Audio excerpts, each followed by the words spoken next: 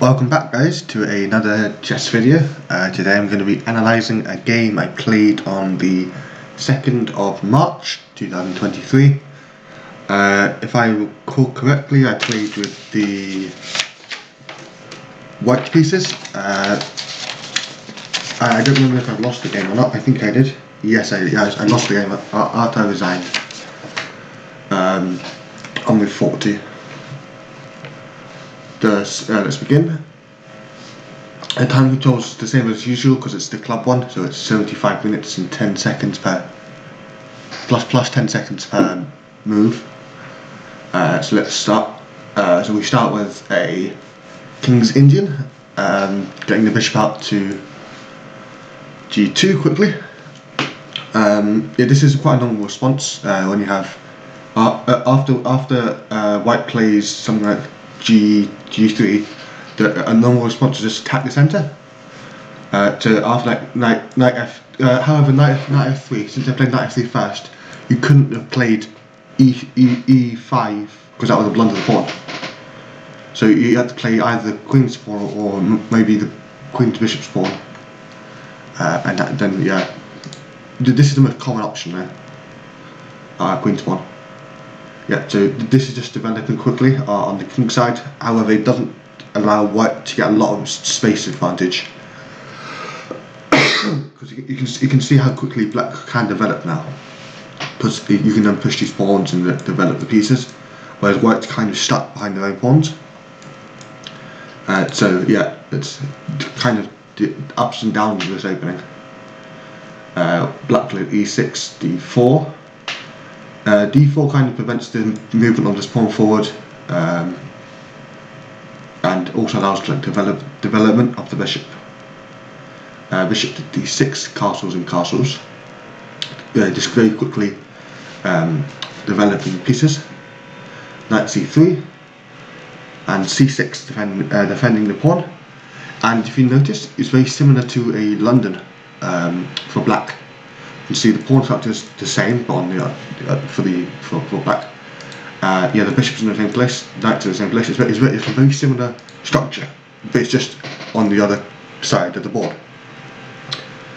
So this is something to keep in notice, because the London is actually quite a strong structure. It was very difficult to refute. Very stable. Bishop G5, attacking the knight. H6 and bishop D2. Now this actually kind of loses the tempo. What I find out, there's a couple of actually ways to not play as passively. This is a very passive move, basically just moving back all the way to your own side. However, if I had done this, then black didn't have to play this weakening move for the king. So I mean, it may have some advantages, but yeah, the engine. Let's see what the engine likes. The engine kind of likes it. Yeah, but moving back there, it doesn't like moving back. Okay. Actually, there was also some other ideas suggested after this analysis, after I talked to my opponent. He suggested that we could check this variation where bishop takes and queen takes, and then white can just push the pawn, and if black takes a pawn, then you can actually take it with the knight, and you should fork the king and the bishop. And I don't see a way of defending the bishop, unless I'm confused, because I know I'm saying I'm confused. Yeah, you can quite easily just defend the bishop, but then it'd be an equal trading of pieces. Because the pawns in the way, yeah. So just if you wanted to trade off, then this would be just equal, roughly. Another variation goes bishop H4, and you might think, well, what does this do? This just taps the bishop, doesn't it? No, you can take it with the knight. H takes G5 and bishop takes G5. And now you're thinking, now you're down a knight for 2 pawns, so you're down 1 piece of material. However, if you look closely, though it might still be, it does win materially for black. You can see how weak the king is now, because the king's just been castled, So now he can't castle out of danger. The unfortunate thing is I can't actually attack the king at the moment. Because you see the pawns protecting him, but I can't really get my queen out because of this knight. So yeah, that's some possible other variations. The bishop to g2, knight b to d7, common move in this kind of structure. Rook e1, developing the rook. Knight e4. Yeah, this centre square is very, very important for black. Also in the London opening, if you reverse the move order, if you reverse the position where white has this position, then this square would be very important for white's knight to come onto. You can see very similarities in the opening. A3. Now, yeah, this wasn't the best move in this position because you can't really see what it does. It's kind of the computer says, yeah, okay, it's okay-ish. Basically, it just blocks the bishop and allows for like b4. So you're allowed to expand on the queen side, and also possibly making something for this rook, but I don't really see like in 5-6 moves possibly. There's another variation of this where I could have taken d takes e4 and knight h4. This doesn't look that good really because the knight's on the rim, and this bishop now has a really big scope, seeing it across quite a lot of the board. However, this knight, it seems to be a little bit blocked. You can probably develop either side and get the queen out, and then get the bishop out. So yeah, this does look better for black in this case. So a3, f5, e3. Now, what does e3 do? It blocks the bishop, which is not ideal, but the bishop can't really go places anyway, because if he goes to here, you get taken. If you go to here, you probably get taken, because then it weakens the king structure, pawn structure, the king pawn structure around the king. Yeah, and if you go here, yeah, this blocks your own pawn advancing, so can't really go that way with the bishop anyway. And you can also, yeah, you can take as well, but yeah, you can be taken. So yeah, e3. Now let's see what the computer suggests. The computer suggested this is a possible move according to the computer. This allows for captures of either of these two pieces, so it's kind of like a forking. You're still allowing a fork because this fork isn't dangerous. And also it allows development on if the white bishop wanted to come back and possibly go around. Okay, so we have g5, kind of consolidating the pawns on the king side, creating a king side attack, and blocking moves like this. So now I can't get out, but however it does block his own queen and possibly rook. And knight to e2. So the idea of this move is there's kind of like this idea in chess where you want to get your pieces to the ideal space, and basically to find out where you want your pieces to be in a couple of moves. You think, where do I want them to be? Where do I want them to be in a couple of moves? Guess what I meant? For them to be in the most ideal spot. And I was thinking, what if I got my knight round, and then there's this fork here, forking the queen and the rook. So I thought, yeah, let's try that, see if the opponent notices. This pawn is in the way, but it can quite easily be kicked out, and then my knight can go here. However, it doesn't really work because the bishop can just take. So yeah, I wasn't really paying attention that much to this bishop. Knight to e2, queen e7, just stopping the fork immediately. Very good idea. Knight e5, losing the pawn. And I thought about this earlier on in the game. Maybe one or two moves before. I just wanted to basically get my bishop out, expand on the trying to develop my pieces more. because they're like really passive now, these bishops. And these, pretty much everything here is passive. This can only go here. This can't actually move because both of these, all of these squares are protected. Therefore, just opening the position a little bit. And 95. A better move, according to not a better move, sorry. But there's a possibility here for something like this, where you have bishop b4, bishop takes b4, a takes b4, queen takes b4, b3. Yeah, just I'm getting the kind of, you're getting more expansion, I guess, on the queen side. b6 and knight c1, and then you can get your knight around and attack the queen. The computer suggests that this is about equal 0.3 points of material. However, this is our -4, -3, -4 right around that. If black plays the correct move, here, and black takes. Now, you might be thinking, why does this lose a pawn? Because you can see here, you have to take back with the pawn. Otherwise you're down right, and then bishop takes the pawn. Bishop takes e5. And now, actually, this opens the scope of the bishop. This bishop is now really strong, because bishops attack this pawn, so you have to defend it with the rook. And if you defend it with this pawn, yeah, this just blocks your own bishop in. If you defend it with the bishop, yeah, you can't really defend it with the bishop because you get taken, and then you get a really weak queen's pawn structure. Basically, you get double pawns on the c-file, which you don't want in this position because you're so passive already. So now bishop takes on e4, f takes e4, and basically now getting this nice pawn structure for black. However, this double pawn is a little bit of a backwards pawn, I'd say, because you can't really push it anymore.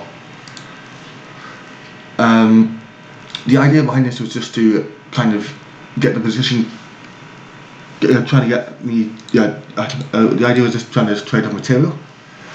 It wasn't a good idea, to be honest. Because basically you can see now it opens the rook, and now you can get back to and then just attack the pawn.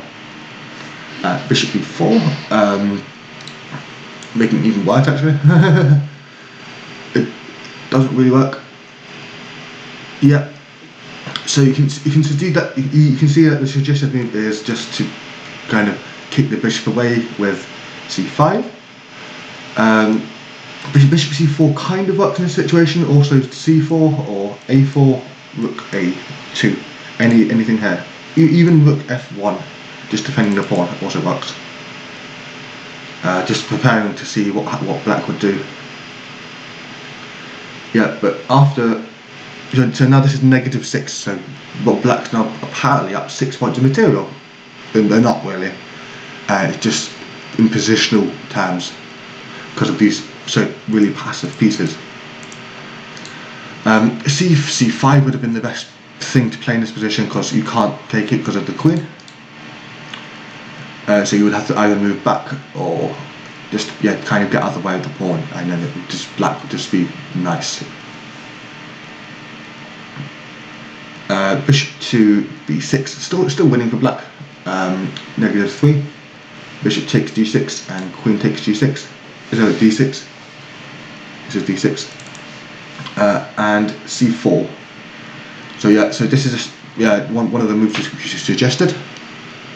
I didn't know that in the game, of course. Like e5, and he says after the game, my opponent said, yeah, I wanted to kind of play this earlier on, maybe in this position, but yeah, then if you could have traded off, and then so he said it also worked in other situations where if I moved the knight, moved the queen, and anything like that. Not there here. So he basically just wanted to block off this diagonal, and then have a way to get the queen out if the queen wants to take. But I just have it a slightly stronger centre, I think, because now nearly basically 3/4 of the centre is owned by black, and black's also threatening on, because you can see now black's not really threatening, but There's more attack by white, but you can't really get there with white. So knight c3, queen f6. What knight c3 does, it just develops the knight, nothing really else. Very simple move. Queen f6, getting the battery, as before mentioned. Queen e2, defending the pawn. And what's very interesting here is queen d2. You might think, what would happen if queen d2?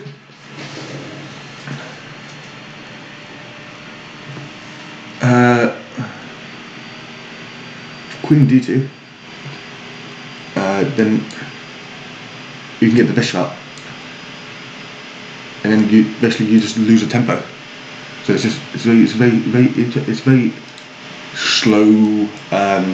It looks like it defends the pawn, but you just lose a tempo of the queen.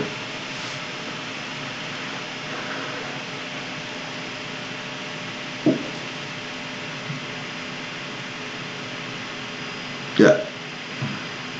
Bishop e6, because now this can still be played. Basically blocks the king.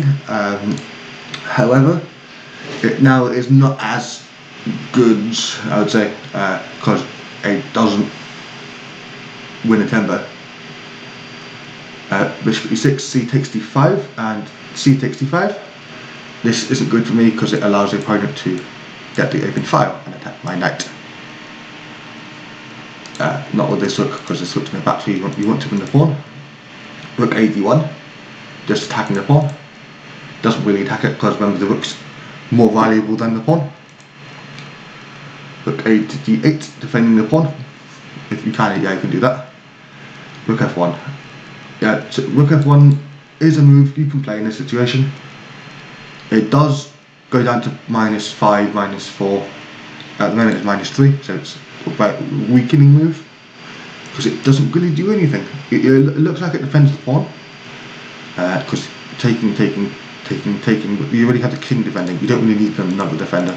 And this rook likes to be active, not passive. h3 would have been better in this situation because if you take care, I can then attack you, and then you'd have to move back, and you just kind of not lose a tempo, but you'd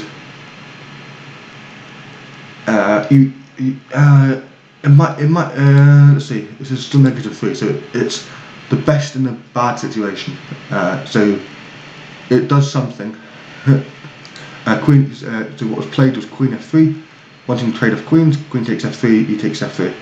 Now getting this really powerful pawn, and basically just before it's, you can see this pawn blocks my f pawn from moving out. And yeah, and then if black can now try and background checkmate, because now I can't really get out. I have to walk all the way to this side to get out. E4, yeah, I guess that it's a possible move. Rook f1 would have been better, just basically undoing what I did. D4, attacks a knight.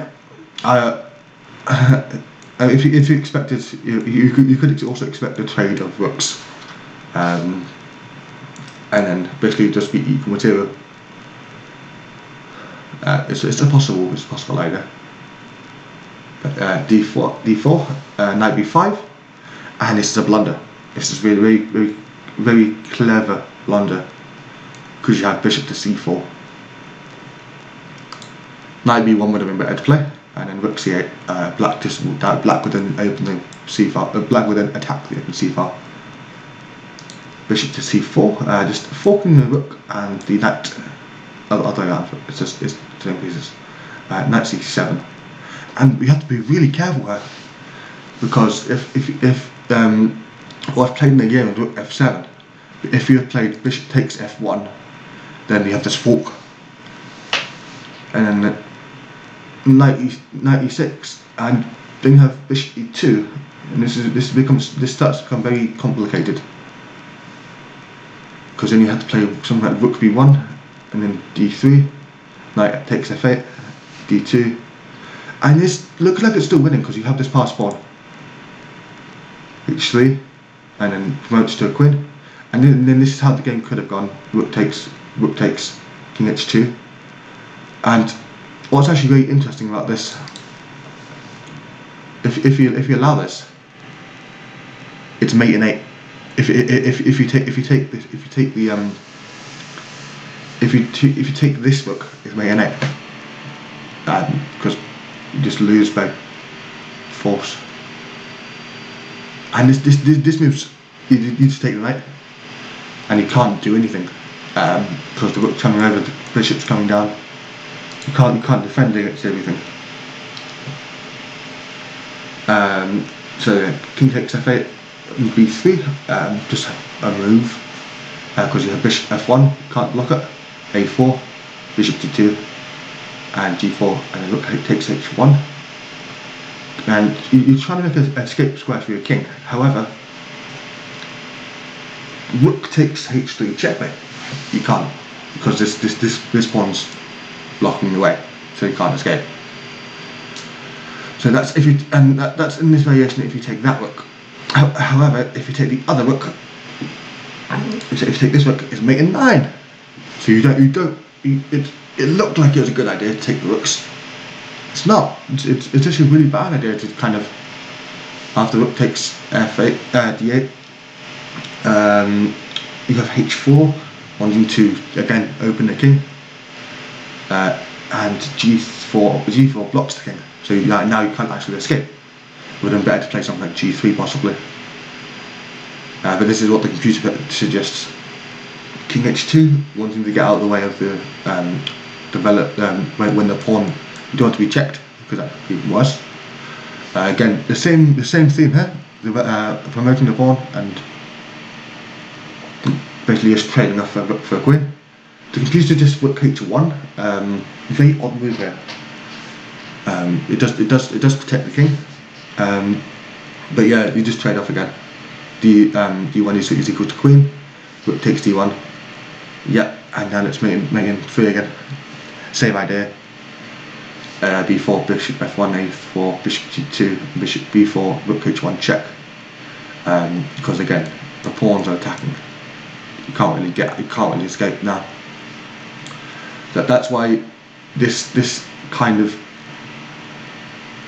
attack didn't actually work. Even though it's kind of suggested by the computer. So what was played in the game was rook f7. And this just protects everything, because now you can't really do anything. You can't go here because you get taken. And that was actually so the problem with taking here is now you can't defend this square if you take the rook. But it's still worse for white. So I'm going to say this is kind of the end game, but this is just winning for black. So it works should resign because of this blunder, but it didn't happen.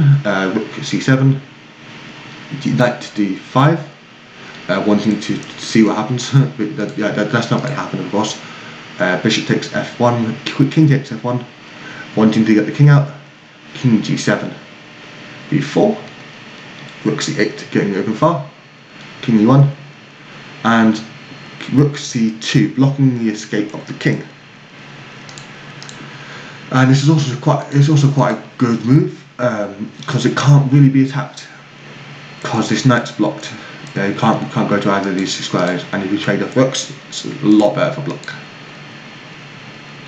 If you trade off rooks, you also have this check, which is quite funny, and then you just have to lose a lot of time with the king, which is not nice. a4, wanting to get a promotion, I guess, but these pawns versus these pawns, probably a draw if I had, not probably a draw.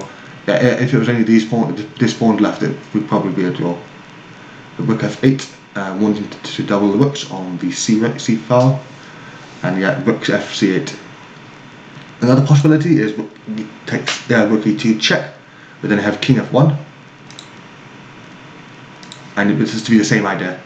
So after rook rook f to c8, you have knight b4 attacking the rook. Doesn't work though because you have rook c1, and it's basically you're forced to take, because if you don't take, the rook just comes out, and it's not really that good for you because then you just get attacked. So rook takes c1 check, and king d2, rook a1 attacking the pawn. And again, there's some other stupid blunders in this one, like knight to c6, and you might think, what the hell is this move? You're just losing a knight. Yes, but I thought I thought in this position, I had about 10 minutes left in time, so I should have thought probably a little bit more. But in this position, yeah, this is just a blunder. You just blundered the knight. B takes c6, B takes c6.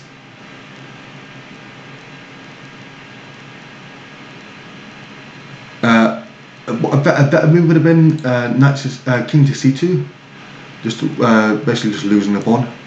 But then rook e1, a very interesting move. One thing that actually gained these pawns, even though they look a little bit less strong, it does actually allow you to then promote. So king h3, rook takes e4, a5, rook e2, knight c6, d3, and now this pawn is going to promote. Another yeah, so you could have also taken here, and this can't promote because of the rook. So that's a variation of what was played. But in actuality, what was played was takes. Now, yeah, you might think, if you take a look, you can see this pawn only has 2 squares to go. However, the rook can just block it. After the rook takes a4, king d3, protecting this square from the rook. However, the rook can go here, and it blocks the rook a6, king c4, and the rook takes c6. Check. If you had gone forward, you would have actually been forked, which is quite funny. And if you've gone forward here, still rook to c6, and you lose the pawn, and you can't win. So I believe this is the moment where I gave up, where I resigned. After that, probably this is move 40, so I resigned after this. A possible ending continuation of the game could have been king to d5, rook c2, and you just gobble up the pawns. Yum yum. Also, this pawn's now promoting, you can't block it. King takes e4, king takes e5, d3, h4, d2, king f5, rook c5 check, king g4, queen promoting h5, wanting to get king now safely away, tucked away in the corner. Doesn't work because of the queen, and now it's mate in 4. And what's actually interesting about the position where I resigned, in this position, it's mate in 9. So this is one of the main lines could have happened. But I resigned. So the opponent didn't have a chance to checkmate me, but I still lost. Because you have, after h5, you have queen h1. You're coming to come over here and check the king. e5 blocks the rook. We have rook c4 check. King f5. Queen h3 check. g2 and queen takes g4. Queen takes g4 checkmate. So this is one of the. This could have been how the game could have ended if the opponent saw mate in 9 when I resigned. Yeah, so I think that's it for this game. It's quite a very disappointing game. I should definitely learn the King's Indian a lot better. Also, with yeah, I should have looked out for this fork. The bishop. I should have seen this fork here. I don't know why I didn't see it. I think I was just wanting to push my knight somewhere. Actually, I could have pushed here and just lost the pawn, I guess. Also, that's also possible, but it's still losing endgame. either way, because this pawn's so powerful, this pawn's so powerful. These rooks are powerful. Yeah, so it's -6 black. So black still would have won. Anything else? Any other things here? Yeah, I guess taking was actually quite bad. So fishing your spawn.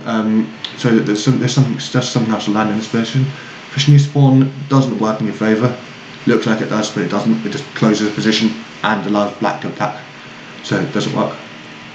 And anything else? And then yeah, definitely with the opening with 2 passive play. I guess that was probably the problem. And taking this knight here, you don't want to open the position in this case. And losing the pawn here, that was definitely quite bad. Because the computer suggests this position is equal. So as long as it couldn't have blundered.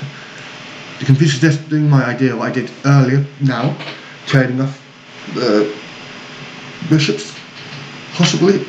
However, there's still a c5. So that's yeah. I don't know. This is something. You also have c4 in this position, also possible to play. But it's like a London versus a King's Indian. Yeah, very difficult to play this with accurate moves. Yeah, this is definitely not a good idea.